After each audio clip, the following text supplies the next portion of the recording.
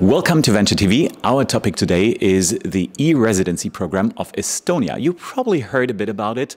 Maybe you are almost an expert at it. Maybe you do not really know much about it. We try to have something for every one of you, whether you are an expert or not. And I'm here with somebody who really knows about the program. Joel Burke, you are Head of Business Development at the Estonian government's E-Residency program. So this guy really knows about it. Well, I hope I know about it. Yeah, I'm pretty sure you will. Yeah, so let's start with the questions for the ones of you who, I don't know, maybe just heard the term but do not know what's really behind it. What is it all about? Yeah, so E-Residency is essentially for us the digital gateway into the Estonian ecosystem, right? Estonia has most of its digital services for the population online, with the exception of a couple key ones like getting married, getting divorced, or doing real estate transaction. And those ones are just because we think that someone should make sure you're okay when you decide you want to get married, right? Yeah. But really what we found people find the most value out of the program is around business formation and running a business completely online and digitally, right? So that's kind of how what the focus of the E-Residency program is today, is creating this ecosystem and enabling people to run their businesses digitally, remotely, paperless, right? And that makes it interesting for people who are not from Estonia. So that makes it interesting for the guys in Germany or the guys wherever you might be right now. So, well, probably the easiest way is, would you think, setting up the company in Germany? Why does it have advantages to set up a company in Estonia? Yeah, it's actually fascinating for us because we didn't expect so many German e-residents and German company owners to switch to Estonia. So Germany is our second biggest market. Wow. In terms of total growth, which is incredible to us. And I think what we've found that it comes down to is basically ease of doing business and decreased administration, right? I mean, I'll speak for myself as a former startup founder. I'm the type of person, and I think a lot of people I know are the type of people, we expect to be able to call an Uber on our phone. We expect to be able to order a meal and have it delivered to our house, right? Yeah. I don't want to go to the German tax office or to the German, when I'm forming my company and spend 8 hours in line and wait there all day and have everything done in paperwork and then wait for them to mail me a letter. I want to be able to do it online and digitally. And with the Estonian E-Residency program, that's what you get to do. I mean, once you've basically applied for your E-Residency card and been vetted by the police and border guard and picked it up, it takes a matter of minutes, if you wanted to set up your Estonian company. And I mean, it's done all online through a business portal. We have many kind of vetted service providers that you can use to help with the setup, and then you can run it from anywhere in the world. Okay, that's pretty interesting because I know many of you out there are complaining about the German, all the authorities and the offices that you have to go to when you want to start a company, then like the Finanzamt, the tax office and everything. So it's really complicated, but at least you know who you have to deal with. They speak your language, so it makes it a bit easier. But then people actually go to Estonia to make it even easier than in Germany. So it's like all the that would not happen going to another country. I don't know, for example, I don't know the details, but setting up a company in Greece would probably be really making it more difficult than setting it up in Germany. Why is Estonia so easy, even for people who are not from the country? So it's, as I said, all digital, so you can do it from your computer. What else is that makes it easier? Yeah, so I think it really comes down to the environment that Estonia has worked hard to create. I mean, when basically after our revolution in '91, we decided that we were going to form a digital nation, and we were focusing on how we can provide services to 1.3 million people across a pretty sizable landmass in the entire country as a place that had very little infrastructure. So the way that Estonian government decided to create that infrastructure was purely through digital and on the web and accessible, because that was the easiest way to reach everyone and make it work, basically.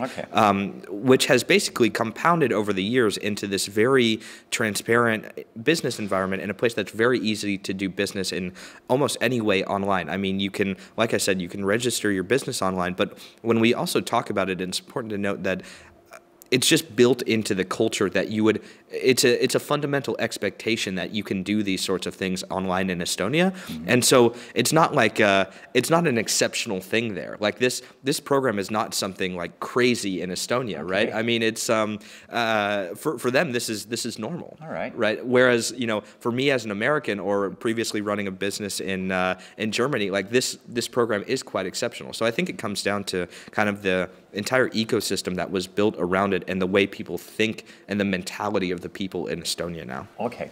So it's just a different mindset than that we have in Germany. So it's less complicated. Really, so like making it easy is put in the first place in Estonia, so to say. Yeah. So how does it work when I decide to become an e-resident of Estonia? How does where do I start? Yeah, so you would go to our website. So basically, I mean, it's the easiest way is just Googling E-Residency, and we're usually the first link that shows up. And you go to our website, and there it'll have an application button. Usually, you will need your passport and maybe some other documents for verification, but you fill out a pretty brief form about what your interest is, and it's totally okay. We have actually a huge amount of people that just indicate they think the program is cool and they want to support it who join E-Residency, because just becoming an E-Resident on its own doesn't create any sort of liability or burdens or anything. It's just you get to become part of this kind of global community and support it, right?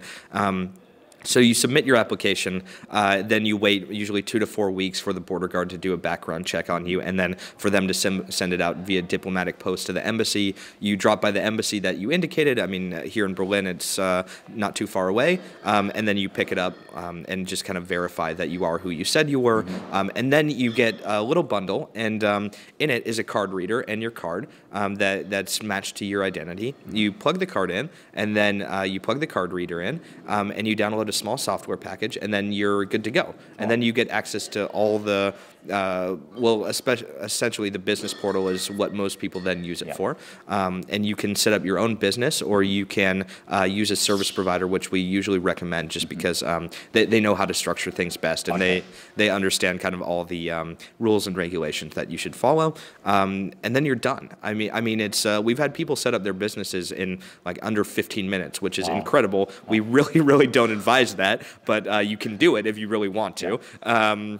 So it's pretty dang easy. And let's put a price tag on everything. So becoming the e-resident, that's for me as a person, how much is that? So that's 100 euros, and that basically covers the cost of the background check, of issuing the card, and and that the card lasts for 5 years. So you do have to reapply after 5 years. To form a business, it depends if you use a service provider. Of course, the pricing varies depending on it. We have a list of recommended providers, and they're all have their pricing available upon request. But there's also the business registry. If you register a company just by yourself, that's 190 euros.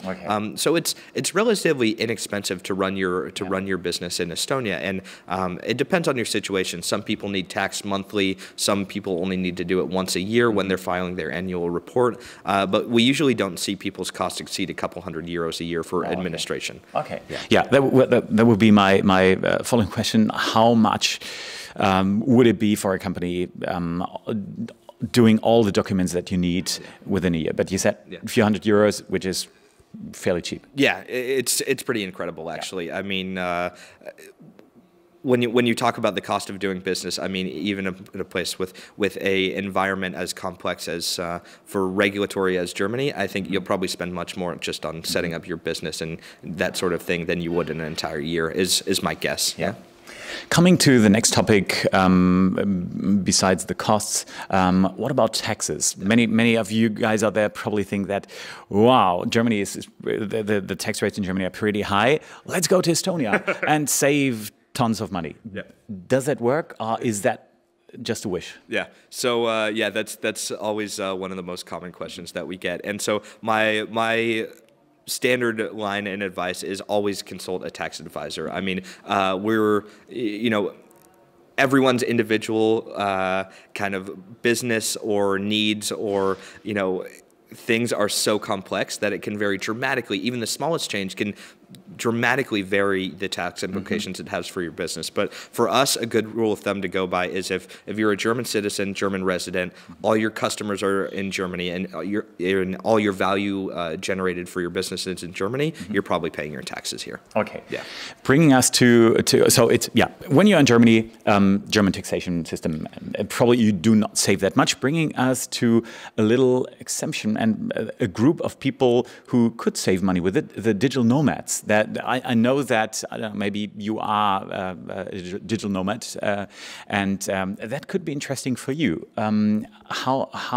Why is the residency so popular among digital nomads? Yeah. So taxation is certainly one thing, and we've heard interesting stories about people who have done all sorts of things to kind of escape the I'd say bureaucracy at large in some countries in Western Europe. But I think for us, actually, where people are getting the most value, especially in the digital nomad community, is around the remote administration of their company and allowing them to go paperless. Okay. So, for instance, I had someone who was talking about his experience trying to become a digital nomad in Germany, and actually he traveled to, I want to say Taiwan, but somewhere in Southeast Asia, for a few months, and he came back to a letter from the Finanzamt, and I apologize if I'm mispronouncing that, but basically he could have been liable if he didn't catch it for a huge amount of fines. Okay. But if he was using e-residency, it would have probably just been emailed to him. All right. He wouldn't have gotten a physical letter. Yeah. Okay. Yeah. So I mean, it's the little things like that mean that it's so much easier to run your business. Mm-hmm. So there might be benefits tax-wise, but there definitely are benefits when it comes to administration. Exactly, yeah. And that's really what we choose to focus on, because the tax benefits can vary so dramatically depending on what your personal situation is. But it's always true that you can do remote signatures, that you can do encryption on your documents, that you can that you can run your business from anywhere in the world with e-residency, right? Yeah. Let's come to the background of the program. What's good about it for Estonia? Why does a country like Estonia establish such a program? Wouldn't it be easier to just focus on people living in Estonia and not care about all the people out there? And why did Estonia establish it? Yeah. So I think what's important to remember is the kind of the foundations of what Estonia is, right? I mean, it was a small country that basically had to rebuild its infrastructure from scratch, but it also has always been a very forward-thinking country. I mean, it's the foundation of Skype, and as well as TransferWise, and for a country of 1.3 million, I believe we have 4 or 5 unicorns now, which is pretty incredible per capita. Yeah. And what I'm getting at is it's a very forward-thinking place, especially in terms of digital. And I think when you look at the principles of kind of the web and what the internet is, it's about scalability. It's about reaching people. So we had this entire infrastructure that was supporting 1.3 million people. But the question that immediately arose, right, was, well, we can scale this to 10 million or 100 million or 1 billion people, right? So what happens if we do that? And so I think that's really what came about. The foundations of the program started in 2014, and the program was founded in December of that year. But we then moved towards from starting from this kind of digital gateway into the Estonian infrastructure to kind of doubling down on what we saw e-residents finding the most value out of the program, which was building location-independent businesses. Okay. Yeah. Pretty interesting. I hope you learned something about the e-residency. Maybe it's something for you. If you want to know more about it, where can I find more information about it? Of course. So you can go to our website or our Medium blog. We have some fantastic articles about almost any subject. Or I also recommend our Facebook group. If you just go into Facebook, Estonian e-residents, there's a fantastic community of entrepreneurs from all over the world that are always helping each other and answering questions. And very soon we'll be releasing a digital platform that allows you to connect with them in kind of a more siloed, it's a bit like a LinkedIn for e-residency. Cool. So yeah, cool. A government that's running a Facebook group. That's pretty. Yeah. Welcome to Estonia. Yeah. For all of you out there who are interested in learning more about all the digital stuff, don't forget to subscribe to the channel. If you like the video, thumbs up. And everything is said. Except bye-bye. Thanks for watching, and see you next time. Bye-bye.